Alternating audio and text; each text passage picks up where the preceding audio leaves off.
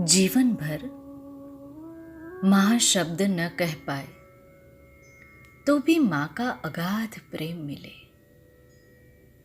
उस माँ ने कभी सोचा ही नहीं कि उसका बच्चा बाद में उसके लिए खाने रहने की व्यवस्था करेगा या नहीं।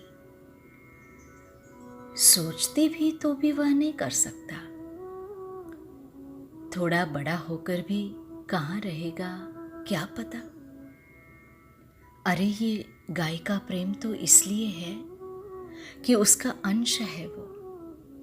उसे देख गाय की ममता उछलती है, वो भी बिना शर्त बिना शिकायत। उसे जोर जोर से सर मारने की परवाह कहाँ है, बस उसके बच्चे का पेट भर जाए। यह निस्वार्थ प्रेम कोई अलौकिक शिक्षा देने वाला है, जिसे आचार्य भगवंतों ने वात्सल्य के प्रकरण में याद किया है। आचार्य भगवंत, मुनिराज, ज्ञानीजन, धर्मात्माओं का जीवों पर, साधर्मियों पर अगाध प्रेम होता है।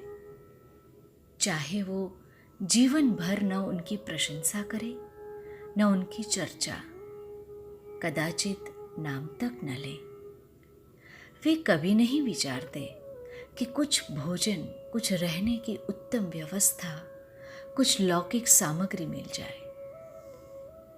परम करुणा रस से भरे, परम वात्सल्य के धनी मुनिराजों ने भी आहारदान आदि का विषय कहकर हम जैसे पामरों पर परम उपकार किया है। कोई अपनी व्यवस्था के लिए नहीं। अरे उन्हें आहार देने के लिए तो चक्रवर्ती, राजा महाराजा तक तरसते हैं, प्रतीक्षा करते हैं।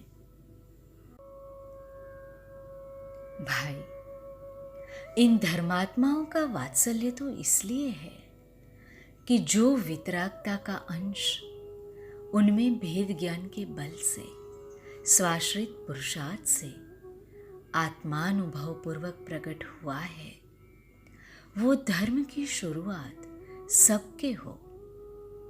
साधर्म के लिए उनका प्रेम उछलता है।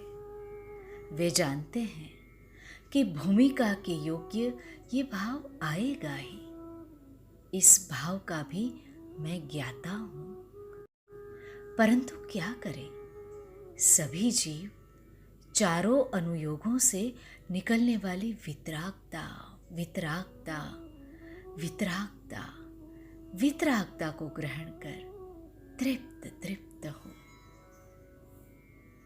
बस इस अलौकिक आनंदमयी मार्ग में सभी जीव लग जाएं।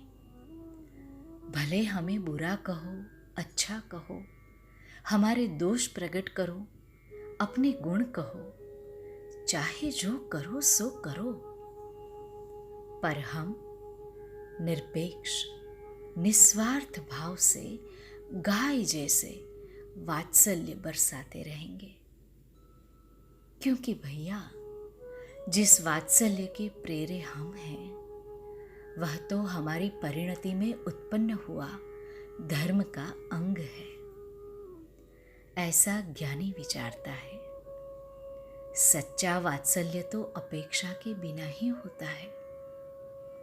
उसमें न कोई शर्त होती है, न ही कोई शिकायत।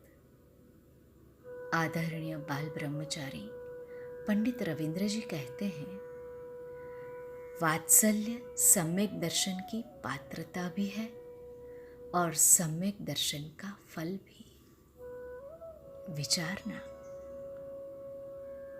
सभी जीव आराधना के सुंदर मार्ग में लगे। ज्ञाता सिंह, सिवनी। जय जिनेन्द्र।